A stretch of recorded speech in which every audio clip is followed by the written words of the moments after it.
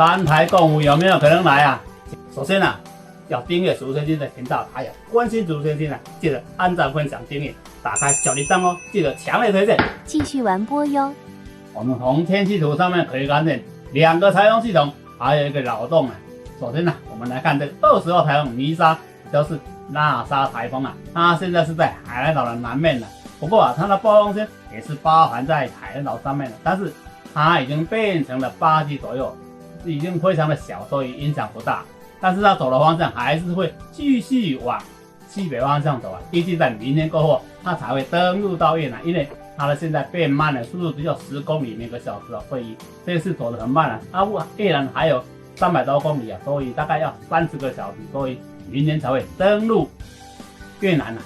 再来啊，我们把镜头移向21号台风海苔，不是海棠了，不是海苔了，它在日本的东南方向啊，2000公里的地方啊。但是啊，这里它即将进入温带啊，所以这个台风系统它就慢慢消失的啦。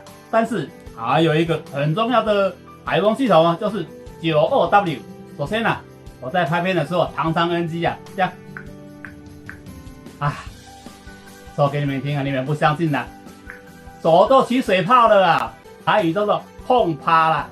所以啊，每次在录影的时候，我都静静的，碰趴起来了啦。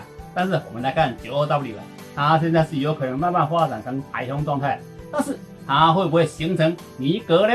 人家叫尼格，有人叫奈格啊，所以翻译不一样。但是它现在逐渐在接近到菲律宾了，走的方向跟这个20号台风尼莎非常的像。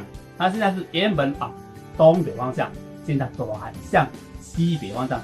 因为这边的副热带高压在东边啊，比较靠近这个21号台风那边的，这个 92W 是有可能慢慢发展成台风状态，但是时间可能会比较久啊。现在中间气压值是1006中间值是只有35啊，是一般很平常的那个扰动系统啊。不过它走的方向偏向巴士海峡，会直接绕过巴士海峡，走的跟这个尼莎台风非常像。所以92W 能不能发展成22号台风奈格呢？也就是尼格台风呢？请继续收看竹先生看气象，气象它的主要性啊。哎呦，碰趴了，给它改一下了，给它改一下，拜拜。